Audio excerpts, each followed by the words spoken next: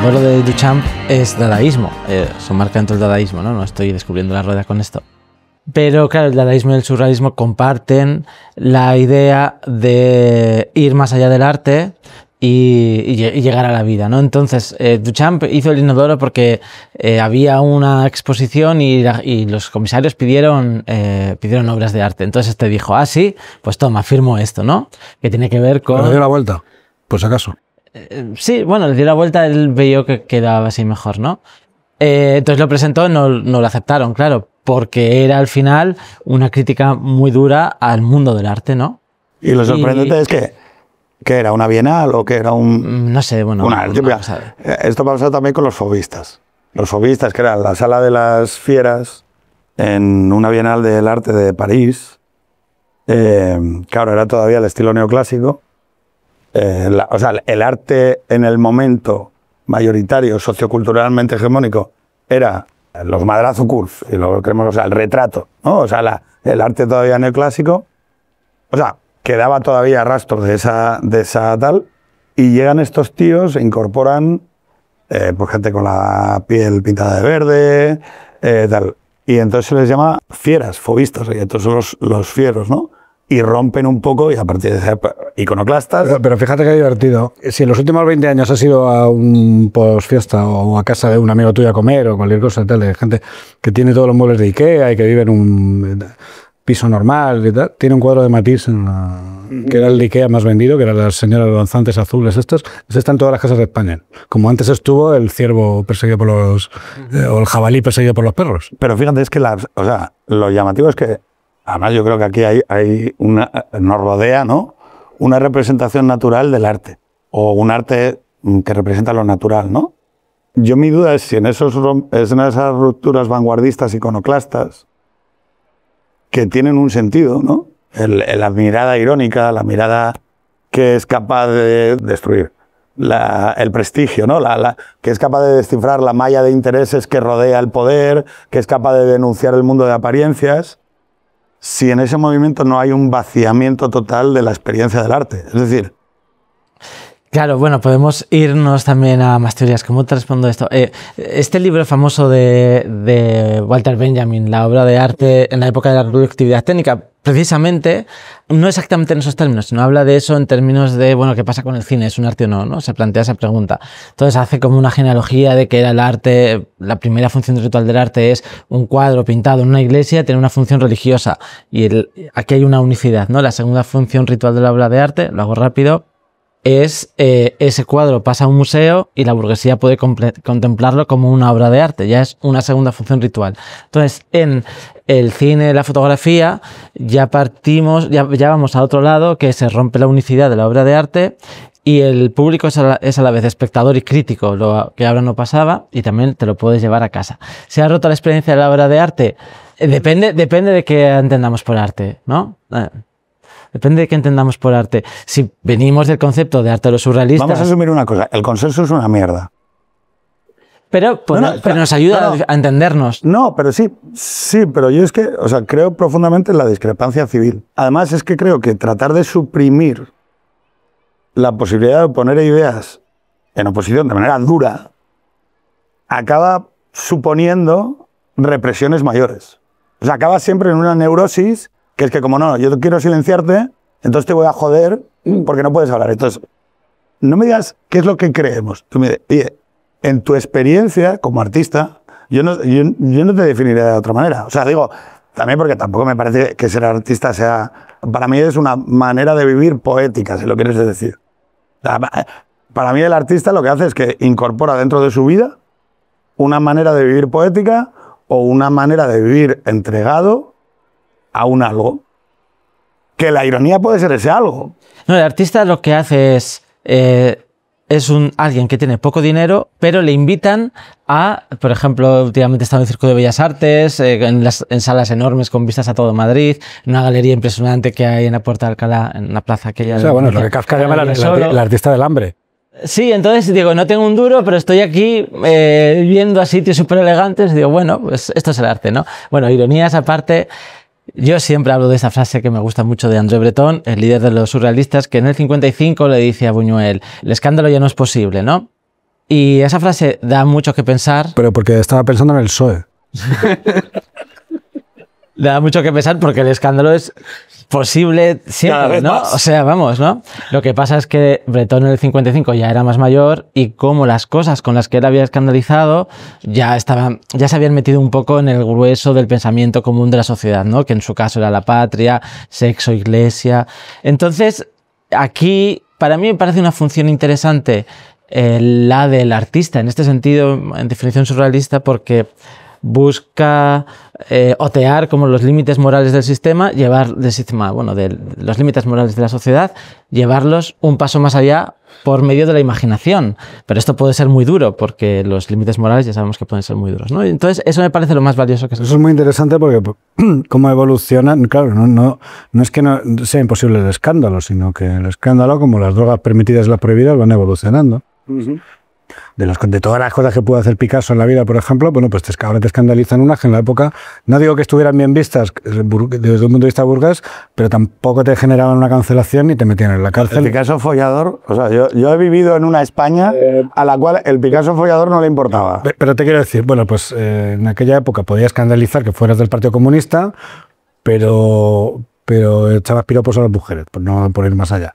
Bueno, pues ahora escandaliza el piropo y lo del comunismo. No. Ahora resulta que validamos el comunismo, que se ha cargado alguna que otra persona. ¿Cuántos millones de personas se han cargado los piropos? Ninguna. No hace falta una división de la Guardia Civil para detener a viejos verdes. Oiga, mire, no. ¿A detener comunistas? Bueno, depende. No, perdón, que estas son ideas en oposición. Anónimo, no sé si tú eres comunista. Yo que voy a ser comunista, por favor. No, pero si eres de izquierdas. Es ultranacionalista. No. A ver... ¿Eres de izquierdas? Oye, no me robes. A ver, es que nos conocemos. Vale, pero ser de izquierdas ahora es como, si me dices, yo qué sé, ¿no? O sea, es como una cosa... Yo me quito ese adjetivo de... ¿Se puede ser surrealista y de izquierdas? Ahí está la cuestión de la frase de Bretón. Los surrealistas muchos se afiliaron al Partido Comunista en su época, claro, hace 100 años, ¿no? Mi padre. Que ¿Tu no padre era surrealista. No. Bueno, bastante surrealista en su vida, sí. Pero mira... Era tu vida. Sí, él hizo vida poética. O sea, vale. No, lo detuvieron, lo condenaron a 14 años de cárcel, estuvo en el penal de Burgos. Con el franquismo. Sí, pero en el franquismo fetén, no el de... O sea, cuando había 4 gatos, sí, pero 4, que vamos, o sea... Y el franquismo de real shit, o sea, de costes. O sea, y entonces, por eso sí que... O sea, para mí no es un problema de ser de izquierdas o de derechas. Me permites, es de tu relación personal con el poder y la autoridad. Pues mira, voy a volver a contar este ejemplo de Bretón en el que él mismo y muchos otros surrealistas de la época, de los años 20, se afiliaron al Partido Comunista. Y Bretón quería hacer la revolución, ¿no? Pero el Partido Comunista hace una revolución material, Bretón hace una revolución espiritual. Y aquí está la cuestión, porque enseguida ve que esto es un nuevo autoritarismo y Bretón lo que está muy en contra es del autoritarismo, ¿no? Entonces se acaba distanciando muchísimo y expulsa a todo el mundo del surrealismo que está afiliado al Partido Comunista y le da igual que sean genera un autoritarismo dentro del surrealismo. Sí, o sea, él también era muy autoritarista, ¿no? Pero bueno, que... A ver, yo también te digo, si yo fundo un movimiento artístico, o sea, meto dentro a que me sale de los cojones, solo me faltaba. Oiga, no, es que me he sacado la oposición a surrealista. Oiga, mira, vayas a tomar por culo. Es como la discusión clásica de Foucault y los maoístas, que tiene una discusión muy divertida porque los maoístas dicen, bueno, pero cuando haces la revolución tienes que tener un tribunal, porque tienes que juzgar a los enemigos de la revolución. Y Foucault les empieza a contar su típica paja mental de, no, es que ya la forma del tribunal, como hay gente de un lado y a otro, ya es burguesa, porque estás estableciendo una distinción y tal. Y los otros están como locos, porque le dicen, ya, pero es que hay que matar gente, porque si no, ¿cómo vamos a hacer la revolución? No, nosotros diciendo, bueno, mira, Foucault, vamos a hacer una cosa. Se lo mandas a Mao y a Stalin y ya ellos lo valoran. A ver si se puede hacer con tribunales o no. No, pero fíjate, con el tema del surrealismo, yo me pregunto, en 2025, claro, tú hablas del círculo. Tú te has marcado, enhorabuena, por cierto, me ha parecido, además, tengo amigos que estuvieron, yo no pude ir por... Te voy a poner las cosas de siempre, que es por temas familiares, pero como eres padre... Sí, sí. ¿Cómo se llama tu hija? Julieta. Julieta. Un beso para ella. No, claro. Bueno, es que, a ver, ¿para qué si no hacer las cosas? Creo, O sea, sí, es un ¿para qué si no defender la verdad? O sea, es el final del episodio este famoso de Los Simpsons, cuando le pone el cartel que dice Don't forget you're here forever. Bueno, y al final quita las letras Homer y pone Do it for her. do it for her. Bueno, es que la escatología, si en la escatología, en el final, está Julieta, todo tiene un sentido. O sea, para mí lo importante no es las experiencias medidas en términos de éxito, sino en términos de sentido. Por ejemplo, a mi padre, si un día las cosas salen bien y todo va orientado tal y como la vida decide que debe ser, y si tenemos suerte, a ti y a mí, un día desapareceremos y habrá un montón de gente mayor, más grande o más pequeño, que se juntarán para decirle a nuestros hijos que nuestra vida mereció la pena. Que yo no, ¿se te ha muerto el padre? No. Pues yo digo, por ejemplo, fue una experiencia también existencial el hecho de ver que un funeral es un acto de celebración y por eso la gente se ríe. Porque viene gente constantemente a decirte qué hacía a tu padre especial y único. Y si la vida va bien, ese día Carmen o Julieta se van a poner delante de un montón de gente a intentar explicar tu vida y la mía. Lo tuve que hacer. Yo tuve un día que sentarme y decir, tengo que ponerle palabras a la muerte de mi padre. Qué bonito eso, ¿eh? Bueno, bonito. Ahora, bonito o no es lo que debes hacer. Y entonces Julieta va a tener que poner un papel. ¿Quién es su padre? Y si la vida de su padre tuvo sentido o no. Y yo te digo hoy que Julieta va a poder decirlo. Va a poder decir qué sentido ha tenido la vida de su padre. Porque sí que hay un telos. Sí que hay un sitio desde el que se viene y hacia donde se va. Y no tiene que ver ni con izquierda ni con derecha. No tiene que ver con gustos musicales. ¿Tú crees que yo entré en el funeral de mi padre a decir que le gustaba la música clásica, que le gustaba... No. Me va a poder decirlo porque luego la relación que tiene alguien con estos sucesos y con tal, pero tú lo sabes. Hay gente que se muere su madre o su padre y dicen, cuando hacen un... Primero el hecho del panegírico público en Twitter y tal, que es una cosa un poco tal, ¿no? Pero luego encima no, es que era una persona muy comprometida, muy de izquierdas. O sea, eso es lo primero que te viene a la mente cuando o de derechas, me da lo mismo. Es lo primero que te viene a la mente cuando hablas de tu padre. No, peor.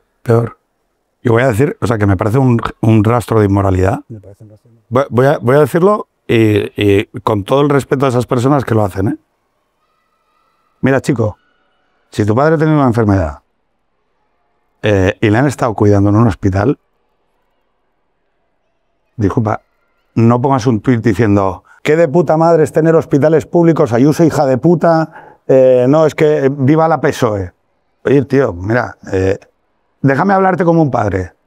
Yo soy tu padre. Leo eso en Twitter y digo, oye, José Luis, perdona un segundo. ¿No te das cuenta que está un poco fuera de lugar? No te das cuenta que es un comentario inmoral, que me estás usando a mí para expresar una idea de tan poco valor como ¿a quién cojones votas? ¿A quién le importa? Soy tu padre. No soy un recurso, no soy un monigote para que frivolices con ello y le cuentes a la gente, joder, que viva la PSOE. Tú ahí, en ese comentario, cuando dices, mi madre estuvo en el hospital y vivan los enfermeros y Ayuso, tururú, Ayuso, hija de puta, y viva la PSOE. Discurso en el cual tu madre es un accesorio, ¿no? Claro, oye, pero tú estás, de verdad, estamos tan torcidos que reconocemos como algo normal el que una persona usurpe el nombre y la situación personal de su padre o de su madre para hacer un puto comentario absurdo sobre ideología. Claro, yo sé que tú, al hacer ese curso de surrealismo, yo no tengo ni puta idea de surrealismo. Bueno, en general no tengo ni puta idea de nada, pero soy bastante... lo aparento bien. O sea, no sé si me explico, o sea, no tengo ni puta idea de nada, pero aparento bastante bien que sé algo de las cosas. Claro, lo que yo no llego, que tú sí llegarás, y tú sí puedes llegar, es a explicar la noción de verdad que percibes en el surrealismo. ¿Qué merece la pena? ¿Por qué entrar a matar con un tema que es el surrealismo? Que entiendo que no te va a hacer... no te va a hacer Bad Gyal, o sea, no vas a ser el rey de las pistas, y sin embargo tú dices, esto tiene que quedar hecho. A ver, yo lo he hecho por dinero, eso para empezar, ¿no? Después... Como Dalí. Sí, bueno, ya está. Después, pues bueno, es mejor hablar de surrealismo que no hacer por dinero ir a picar a la mina, ¿no? Entonces, bueno, no está mal. Pero es cierto que es un arte del pasado. Me gusta de todas maneras porque me gusta mucho poner en comparación las cosas contra las que protestaban los surrealistas y las cosas de ahora. Tú me preguntabas la relación con el poder, ¿no? El escándalo entonces era Francia acaba de salir de la Primera Guerra Mundial y entonces todos los poetas para escándalo de Bretón se estaban volviendo patriotas, alababan a Francia y hacían poemas que alababan el esfuerzo bélico, ¿no? Y él estaba, ¿pero esto qué es? ¿No? Y montaba pollos, destrozaba bares, lo que sea. Ahora ya igual da un poco igual eso, ¿no? Porque la moral ha cambiado con esta frase de el escándalo ya no es posible, ahora está en otro sitio. Entonces, lo que me gusta del surrealismo es esa relación con el poder, pero mediada por la moralidad grupal, que es la que los poderes, por no hacer una cosa etérea, pues la prensa, el Estado, ¿no?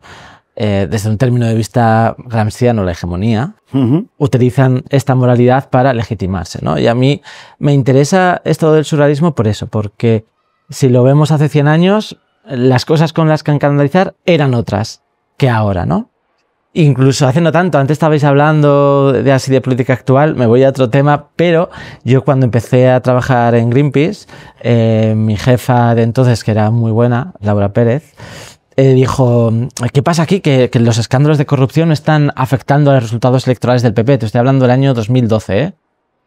Después del 15M, no sé qué, que salía todo el día en la portada pero en la portada del Mundo, ¿no? Corrupción en el PP. Dices, y el PP seguía ganando elecciones, ¿no? ¿Qué está pasando aquí? Y ella trajo un artículo del País que me resultó muy interesante, que creo que era de un par de años antes, que decía, es que los escándalos sexuales, los escándalos económicos no afectan a la derecha. Sí que afectan a la izquierda, pero para que el PP pierda votos tendría que tener un escándalo sexual que no está teniendo, ¿no? Sí. Y un escándalo esto lo decía el artículo del País de aquella época, pero un escándalo sexual en la izquierda no perdería votos. Estaba haciendo como esta relación, ¿me seguís, no? Claro, lo interesante es verlo ahora, 15 años después, ¿no? ¿Qué ha pasado? ¿Qué ha pasado en esta época? Que los escándalos sexuales son los que se pueden llevar por delante un proyecto político. Bueno, me he salido del surrealismo. No lo tengo claro, ¿eh? No tengo claro que los escándalos sexuales sean un problema, pero como no tenemos demasiado tiempo, que yo tengo que volver con la familia, yo lo que me gustaría vincular también es surrealismo y humor. Porque tú, o sea, Enomo Belamine, que por cierto tiene una legión, tiene a los Sardaukar detrás, o sea, es... No, pero además la gente es... Yo pertenecía a Homo Belamine o yo fui fan de Homo Belamine. Claro, es que yo les seguía... ¿No fue un proyecto de masas? Yo les seguía antes de todo el movidón y por eso en la época anterior de Extremo Centro le contacté porque les seguía en Facebook, yo me imagino que a través de Charlie o de uno de estos o de Freire. Yo recuerdo que llegué a ti a través de Canódromo. Canódromo o Canino o Canódromo, no sé qué, porque apareció referenciado como en un conjunto. Yo sí que seguía Canódromo abandonado, ¿no? Bueno, eran unos chavales, era cuando irrumpe Vengan Monjas. Ajá. Y entonces hacen como una recopilación y hacen una compilación de quienes habían renovado el mapa del humor en España, que estaba como muy encorsetado por Club de la Comedia, no sé qué. Sí, se Contreras. Sí. Y entonces empiezan a aparecer Yo soy un adicto a YouTube y me ha dado muchísimas cosas buenas. O sea, es la típica adicción buena. Y entonces a mí me apareciste referenciado en un tal, y entonces pincho y veo la web. Bueno, que es lo único que conocía, yo no te ponía cara. Y entonces empiezo a ver las acciones y flipo. Y pienso... Porque además es una época que estamos hablando mucho de The Board y de... ¿Ah, sí? Cuando empezó Extremo Centro, en 2018, pensábamos cómo trasladar la espontaneidad para poder hablar de todo sin que se pudiera hablar, en un momento en el que no se puede hablar. 2016, 2019, revolución feminista, revolución cultural feminista y demás. Oye, pues tenemos que hacer situacionismo, porque el situacionismo es una manera de... tú me corregirás. Bueno, ¿qué es el situacionismo? El situacionismo, ¿cómo lo ibas a definir tú? Bueno, no, es crear, no vamos a estar de acuerdo. Crear situaciones que... ¿Pero que lleven a qué? Que rompan el entramado del día a día, ya está, ¿no? Entonces que al verse confrontada una persona con esta situación extraña, pues pueda salir un La pensamiento lógica, o ¿no? La lógica del sistema, por así decirlo, que de... O más pequeño, o sea, no tiene por qué, no tenemos que ser grandilocuentes, ¿no? Sino un pequeño fallo en Matrix hecho voluntario, ¿no? Una frase en un momento inconveniente. Decir mongol, por ejemplo. Yes, mongol. Yes, mongol. O sea, decir lo que no se debe decir en mitad de un discurso solemne. ¿Yo sabes lo que hago? Yo cuando doy muchas chapas a jóvenes, y entonces siempre las doy con un cigarrillo y un mechero. Y entonces la audiencia va construyendo una tensión, porque claro, las doy dentro de colegios mayores, o dentro de auditorios, o dentro de tal, con chavales jóvenes. Y entonces el juego siempre es, ¿se lo va a encender o no? Y entonces estoy una hora y media jugando con esa tensión, porque la reflexión es sobre el condicionamiento, la normatividad, la posibilidad de pensamiento frontera, y cómo la posibilidad de pensamiento frontera debe existir un riesgo y un coste. Y si no, o sea, si no existe riesgo, si no existe la posibilidad de la muerte, eso es deporte o es un hobby. Si en lo que estás haciendo no existe la posibilidad de una pequeña muerte, entonces estás montando barcos de cristal en botellas de cristal y estás dedicándole muchas horas al día a un puto hobby. Pero Guy Debord en Notre Dame es una situación teatralizada, pero real. No sé, o sea, el situacionismo no es voy a representar una opereta. Bueno, es que tú te has llevado bofetadas, aparte de la de gorda, pero te has llevado bofetadas de gente in situ, ¿no? Sí, bueno, esto ya se ha hablado mucho, pero la manifestación feminista de 2018, a su paso por la Gran Vía de Madrid, desplegamos una pancarta, una bandera de España de 50 metros, que son 3 pisos hacia abajo, que ponía Viva España Feminista. Y subieron 5 tíos que tenían que salvaguardar la dignidad del honor de las damas. Perdón, 5 maromos con polla subieron en un impulso testosterónico el 8M de... salvaguardar el 8M. ¿El 8M de qué año? De 2018, fue el más gordo que había. Y subieron a pegar al puto facha que había colgado una bandera de España. Claro, pero aquí hubo un doble tirabuzón de la acción situacionista, porque claro, yo no tengo pinta de facha, aunque lo sea, no lo sé, ¿no? No me han llamado tanto ya, pero desde luego no tengo pinta de lo que uno se espera que sea un facha, ¿no? Entonces, ¿qué estás haciendo aquí? Pues yo estoy ya poniendo una pancarta en apoyo a la manifestación. ¡Mentira! Y así, 5 tíos, ¿no? 5 hombres con polla y testículos en un arranque de testosterona subieron por una fachada para defender el honor del 8M de 2018 de todas las mujeres. Cuando llegaron, vieron a un paisano y le pegaron un puñetazo. O sea, digo... Y además, él no es pequeño, es alto. Sí, pero es alto, pero no es violento. Por el honor de una dama, a este la paleo. ¡Ole! Un aplauso. O sea, viva la España feminista. La España feminista. Yo he aprendido una cosa. Extremo Centro tiene algo de situacionista, ¿vale? He aprendido que cuando tú sigues el espasmo moral de colocar cosas pensando a ver qué pasa, sorprendentemente pasan cosas que no contradicen normalmente el espíritu original de la propuesta. O sea, yo retronarrativa... Tú no tenías incorporado el puñetazo dentro de la acción. Pero yo te digo que si Julieta mañana se sienta a levantarse y dice ¿quién es mi padre? Es decir, un tío... Que le pegaron un puñetazo. Por defender la verdad. Por defender a España. Yo entiendo que para ti decir la verdad, que tendrá un sentido neoclásico, es algo a lo que no te quieres sentir ligado porque lo has visto malbaratar en millones de expresiones de gente que dice utilizar la verdad para mentir. Pero yo seguramente, tú que no lo dices nunca, y te lo digo anónimo y aprovecho para decírtelo hoy, eres un tío de verdad. O sea, no sé qué acabará escogiendo Julieta, ¿no? Pero si yo le tuviera que dar un consejo, y si algún día ve esto, le diré, oye tía, que sepas que yo me he cruzado con muchísima gente a lo largo de mi vida y tu padre es de verdad. En él hay una dimensión real de verdad que atraviesa su vivir poético, su manera de vivir poética, ¿no? O sea, Hölderlin, solo permanece lo que fundan los poetas. Claro, tú estás fundado en la poesía, O sea, tu vida está fundada en una serie de actos irracionales que, sin embargo, merecen la pena. Y que, visto a esa distancia, adquieren un significado enorme. Sí que me gustaría saber, o sea, claro, yo lo veo como una línea de sentido, como un telos, como una escatología, ¿no? Divina. Un ser divino, ¿no? Un animal indescifrable, algo que merece la pena, un rey caníbal al que merece la pena seguir, a ver hacia dónde te lleva, ¿no? Entonces me gustaría saber hacia dónde vas. ¿Qué coño quieres hacer? Eso es difícil de saber en este momento, luego cuando se ha hecho es más fácil, ¿no? Pero decías lo de esto de la verdad, que me ha parecido súper bonito, gracias. Claro, yo no busco una verdad, sino que mediante la ambigüedad, sobre todo, es como que puedo penetrar ciertas convicciones grupales, ¿no? Que es lo que, no sé, esto creo que así que fue mi don en esta época.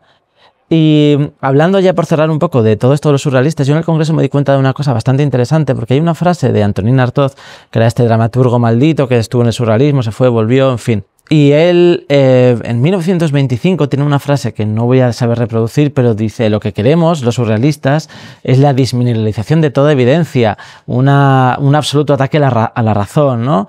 Algo así, ¿no? O sea, que se acabe el mundo de la realidad. Y es una frase que me gusta mucho, pero el primer día del Congreso la nombré.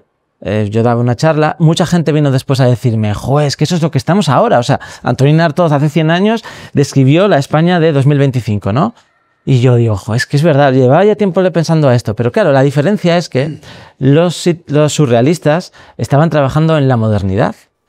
Entonces esa frase tenía todo el sentido porque estás atacando el relato grande, ¿no?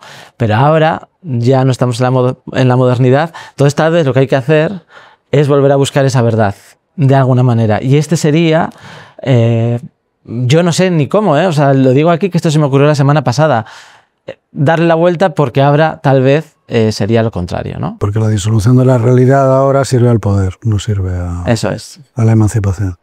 Porque en realidad lo que estructura la visión del mundo, por encima de la ideología, por encima del pensamiento, por encima de las ideas, por encima de todo lo que te imaginas e idealizas que eres, es si estás dispuesto a denunciar una injusticia, si estás dispuesto a poner, si estás dispuesto a ejecutar un valor físico y ponerte en suerte, y cuando entra el toro, yo me quedo, y el toro igual me lleva por delante, porque la vida hay eso, porque la vida hay aprender a morir. El peligro del que hablabas antes. Claro, no, entonces yo por ejemplo sí que escuchándote pienso, ¿qué hay en Extremo Centro, no?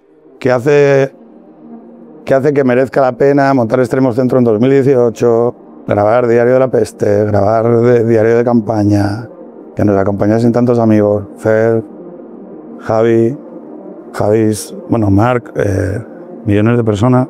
¿Qué merece la pena del ITER que va transitando de Extremo Centro de evolución en evolución? Porque o sea, yo puedo tener claro que a veces no me apetezca sacar Extremo Centro.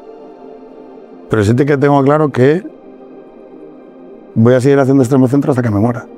Que al final la amistad... O sea, si yo tuviera que definir en una línea cuál es el telos o el sentido de Extremo Centro, diría que es amistad. No es la política. En la política puede haber amistad. Siempre ha sido una conversación, y la conversación al final es un espacio de amistad, ¿no? Y un espacio donde queda fuera la neurosis y lo que hablábamos antes, ¿no? Esas intenciones ulteriores de que te voy a demostrar algo o te voy a enseñar algo con esto. No, esto es lo que se ve aquí es lo que hay. O sea, sobre esa verdad concreta, yo creo que sí que se puede reconstruir.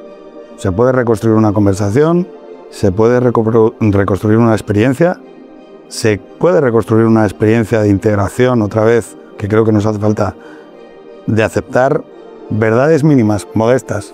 O sea, sin mucho aderezo, de manera imperfecta, como somos las personas sensatamente imperfectas, ¿no? Y reconociendo que no lo sabemos todo. ¿Qué coño? Pero ¿cuándo ha ido la vida de saberlo todo, de ser un experto? O sea, mire, no me insulten, ¿no? Yo no soy un experto, ¿no? En nada. Yo diría, de saber que hasta el día que nos muramos, salvo que me equivoque, Carmen, Manel y Adrià y Julieta son aquello que vamos a dejar y que nos va a importar más de lo que dejemos. Yo al final, o sea, estoy dispuesto a asumir prejuicios y que la gente tenga una determinada opinión positiva o negativa de mí, muchas veces negativa, por defender, no ya diría un conjunto de verdades concretas, que son verdad en mí y que considero que tienen mucha probabilidad de ser verdad en los demás.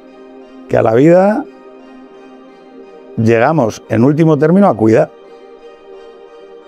Que no hay nada que merezca más la pena de lo que hacemos que aquello que sucede en el hogar. Que es un elemento fundamental de la propia vida. Que es un elemento que constituye una de las dimensiones básicas, yo entiendo, de una vida bien vivida. Que por muy desastre que seas en el curro, por muy desastre que seas en 2000 cosas, que por mucho que te juzguen desde el poder o que te quieran joder, si tienes un conjunto de personas que siguen reconociendo dignidad en ti y eres capaz, en mitad de toda esa mierda, de seguir cuidando, tu vida siempre va a merecer la pena. Así que nada, chicos, ¿sabes qué diría? Viva España feminista. Viva. Viva.